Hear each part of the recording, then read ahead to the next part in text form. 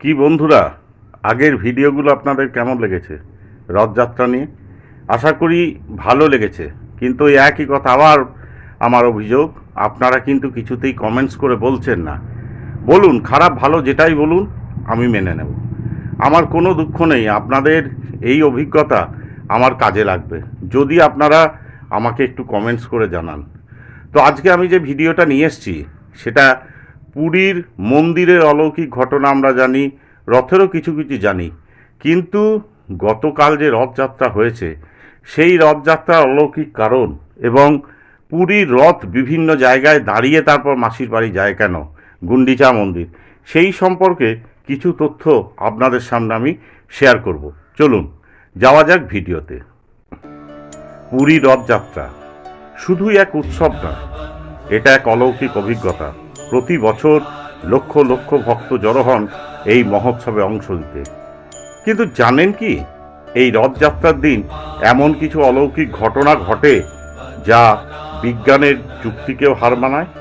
আজ আমরা জানব কিভাবে রথ নিজের ইচ্ছায় দাঁড়িয়ে যায়, কেন দাঁড়ায় নির্দিষ্ট জায়গাগুলিতে, আর কি রহস্যই বা লুকিয়ে আছে এই মাসির বাড়ির যাত্রাপথে। প্রতি বছর আষাঢ় মাসের শুক্লপক্ষের দ্বিতীয় তিথিতে পুরীর রথযাত্রা শুরু হয়। জগন্নাথ, বলরাম ও সুভদ্রাকে নিয়ে তিনটি বিশাল কাঠের রথে বসিয়ে নিয়ে যাওয়া হয় গুন্ডিচা মন্দির, যাকে বলা হয় মাসির বাড়ি। রথযাত্রার সময় এক অদ্ভুত ঘটনা ঘটে। এই বিশাল রথগুলো মানুষ টানলেও মনে হয় যেন নিজের ইচ্ছাতেই চলাফেরা করছে। অনেক সময় দেখা গেছে হাজার হাজার মানুষ একসাথে টান দিলেও রথ এক চুলো নড়ে না। আর হঠাৎ এক সময় অদ্ভুতভাবে রথ নিজের থেকেই গড়াতে শুরু করে। অনেকেই মনে করেন এটা জগন্নাথ দেবের ইচ্ছা, তিনি ঠিক করেন কবে, কোথায়, কতক্ষণ দাঁড়াবেন।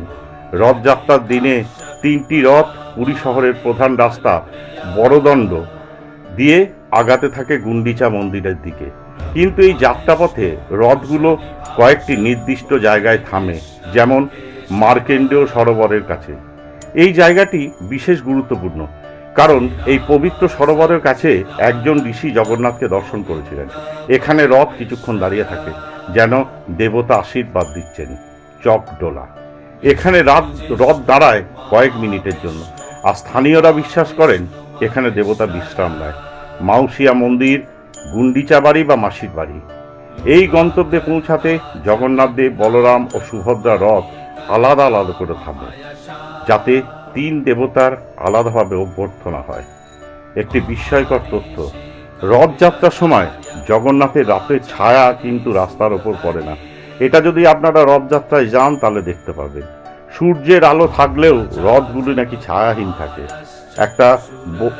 এটা বহু পর্যটক ও ভক্তদের মধ্যে কৌতূহলের বিষয় হয়ে দাঁড়িয়েছে। প্রতি বছর রথ তৈরি হয় নতুন কাঠ দিয়ে, কোনো ধাতব অংশ ছাড়াই, অথচ এই বিশাল কাঠের চাকা অতি সহজেই ঘুরে চলে, এমনকি টার্নও নেয় নিখুঁতভাবে। ইঞ্জিনিয়ারিংয়ের দিক থেকে এটা প্রায় অসম্ভব বলেই ধরা হয়। 7 দিন রথ গুন্ডিচা মন্দিরে থাকে। এখানেই জগন্নাথ দেবের মাসির বাড়িতে থাকেন, আর ভোগ হিসাবে তাকে দেওয়া হয় পোড়া পিঠা। এটা তার শৈশবের প্রিয় খাবার বলেই বিশ্বাস। মাসির বাড়ি যাওয়ার এই অনুষ্ঠান আসলে এক অন্তর্নিহিত বার্তা দেয় পরিবারের সব সম্পর্কে গুরুত্ব, ভ্রাতৃত্ব ও ভালোবাসার। এই রথযাত্রা শুধুমাত্র মূর্তি টানার অনুষ্ঠান নয়, এটি জীবনের এক প্রতীক। জীবনের গতি, ঈশ্বরের ইচ্ছা, মানুষের সীমাবদ্ধতা এবং ভক্তির শক্তিকে বুঝিয়ে দেয় এই যাত্রা। প্রতিটি রথযাত্রায় আমাদের মনে করিয়ে দেয় যেটা ঈশ্বরের ইচ্ছাই শেষ কথা। রথ দাঁড়িয়ে যায় যখন তিনি চান, চলে যখন তার ইচ্ছা হয়। এই অলৌকিকতা, এই বিশ্বাসিত পুরীর রথযাত্রাকে করে তোলে বিশ্বের এক অন্যতম আধ্যাত্মিক ঘটনা। যদি এই গল্প ভালো লেগে থাকে তাহলে অবশ্যই আমার চ্যানেল শিবাঙ্গী ব্যানার্জির চ্যানেলে লাইক, শেয়ার ও কমেন্টস করতে ভুলবেন না।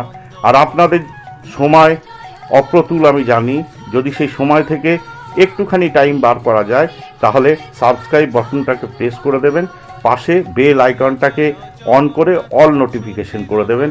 আমি এরকম ধরনের ভিডিও আরও আপনাদের দিতে থাকব।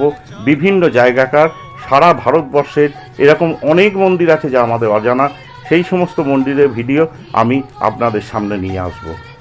চলুন আজ এই পর্যন্ত থামা যাক এই রহস্যময় গল্পে। জয় জগন্নাথ, সকলে ভালো থাকবেন, সুখে থাকবেন, শুভ রথযাত্রা।